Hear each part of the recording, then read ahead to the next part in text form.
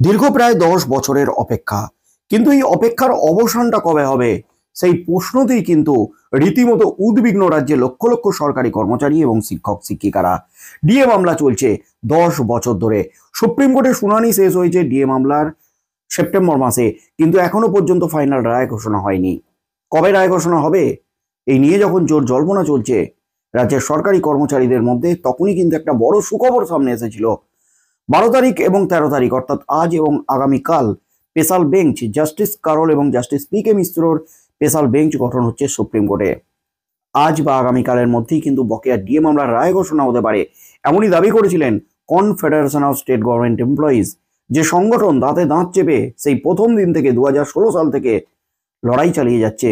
তারই সাধারণ সম্পাদক মলয় মুখোপাধ্যায় এবং সভাপতি শ্যামল কুমার মিত্র বাবুরা, যে আজ অথবা আগামীকাল স্পেশাল বেঞ্চ ডিএ মামলার রায় ঘোষণা করতে চলেছে বা করতে পারে।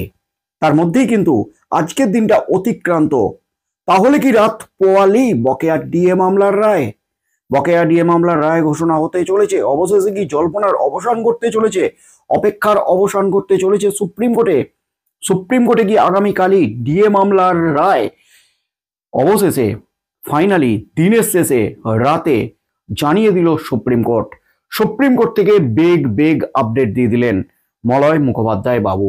ডিএ মামলার রায় নিয়ে যা দাবি করলেন মলয় বাবু, তাতে কিন্তু রাজ্যের সরকারি কর্মচারীদের মধ্যে আবার একটা চূড়ান্ত জল্পনা ছড়িয়ে গেল। বকেয়া ডিএ মামলার রায় রাত পোয়ালেই এই প্রশ্নতেই কিন্তু কুড়ে কুড়ে খাচ্ছে রাজ্যের ডিএ প্রাপক লক্ষ লক্ষ সরকারি কর্মচারীদের। তার মধ্যেই একেবারে চাঞ্চল্যকর দাবি মলয়বাবু এবং শ্যামলবাবুর। রাজ্যের লক্ষ লক্ষ সরকারি কর্মচারী, শিক্ষক এবং পেনশনভোগীদের দীর্ঘ প্রতীক্ষার অবসান কি অবশেষে হতে চলেছে? মহার্ঘ ভাতা বা ডিএ মামলার চূড়ান্ত রায় কি আগামীকালই রাত পোয়ালি হতে চলেছে? এই নিয়ে কিন্তু আসছে বড় আপডেট, যা নিয়ে কর্মচারী মহলে নতুন করে উত্তেজনা ছড়িয়ে পড়েছে। কনফেডারেশন অফ স্টেট গভর্নমেন্ট এমপ্লয়িজের সাধারণ সম্পাদক মলয় মুখোপাধ্যায় বাবু এই বিষয়ে একটি গুরুত্বপূর্ণ তথ্য জানিয়েছেন, যা রায় ঘোষণার সম্ভাব্য দিনক্ষণের দিকেই কিন্তু জোরালো ইঙ্গিত দিয়েছে। ডিএ মামলায় বিশেষ বেঞ্চ গঠন। সুপ্রিম কোর্টে ইতিমধ্যেই গঠন করা হয়েছে একটি স্পেশাল বেঞ্চ, যেখানে ডিএ মামলার রায় ঘোষণার জোরালো সম্ভাবনা। আজ বুধবার 12ই নভেম্বর 2025 দুপুর 3টে এই মামলার শুনানি কিন্তু বিচারপতি সঞ্জয় কারোল এবং প্রশান্ত কুমার মিশ্রের ডিভিশন বেঞ্চে একটা স্পেশাল বেঞ্চ গঠন হয়েছে। শুনানির ধরন হিসাবে উল্লেখ করা হয়েছে মিসলেনিয়াস হিয়ারিং, অর্থাৎ আজ এবং আগামীকাল যে শুনানির ধরন উল্লেখ করা হয়েছে তা হচ্ছে মিসলেনিয়াস হিয়ারিং, অর্থাৎ জরুরি ভিত্তিতে শুনানি করা হবে, যেখানে ডিএ মামলাটিও কিন্তু একই পর্যায়ে পড়ে। এই বিশেষ বেঞ্চ গঠনের খবরে নতুন করে আসার আলো দেখা দিয়েছে রাজ্যের সরকারি কর্মচারীদের মধ্যে। কর্মী সংগঠনগুলির মতে দীর্ঘ শুনানি শেষে রায় ঘোষণার আগে আদালতে বিশেষ বেঞ্চ গঠন করে, ফলে তারা মনে করছেন এবার হয়তো আসতে চলেছে বহু প্রতীক্ষিত ডিএ রায়। তবে ডিএ ঘোষণার সম্ভাবনা কতটা জোরালো? কনফেডারেশন অফ স্টেট গভর্নমেন্ট এমপ্লয়িজের সাধারণ সম্পাদক মলয় মুখোপাধ্যায় বাবু জানিয়েছেন, বিচারপতিদের নাম সহ বিশেষ বেঞ্চের তালিকা প্রকাশ হয়েছে, শুনানির সমস্ত প্রক্রিয়া সম্পন্ন, তাই প্রবল সম্ভাবনা রয়েছে যে ওই দিনই চূড়ান্ত রায় ঘোষণা হতে পারে। তিনি আরও জানিয়েছেন, সংশ্লিষ্ট কেস নম্বর ও বিবরণও সেই তালিকায় উল্লেখ রয়েছে। তবে এই তথ্য আপাতত সম্ভাবনা মাত্র। আদালত চাইলে ওই দিন রায় না দিয়ে পুনরায় শুনানির তারিখও নির্ধারণ করতে পারে। তবুও সরকারি কর্মচারীদের প্রত্যাশা একেবারে চরমে। তবে তার মধ্যেই কিন্তু অবশেষে মলয়বাবু সোশ্যাল মিডিয়ায় একেবারে চাঞ্চল্যকর দাবি করলেন। বকেয়া ডিএ মামলার রায় নিয়ে বিরাট দাবি মলয়বাবুর। আজ 12/11/2025 এবং আগামীকাল 13/11/2025 মাননীয় সঞ্জয় কারোল এবং পি.কে. মিশ্রের বেঞ্চ থাকলেও ডিএ মামলার সাপ্লিমেন্টারি কজ লিস্টে ডিএ মামলার রায় ঘোষণার কোনো বার্তা নেই। তাই এই মুহূর্তে রায় কবে তা এখনই বলা সম্ভব হচ্ছে না, অর্থাৎ আগামীকাল রায় ঘোষণা নাও হতে পারে, এমনই কিন্তু বার্তা দিয়ে দিলেন মলয়বাবু এবং শ্যামলবাবু। কারণ ডিএ মামলার যে সাপ্লিমেন্টারি কজ লিস্ট, সেখানে ডিএ মামলার রায় ঘোষণার কোনো বার্তা নেই।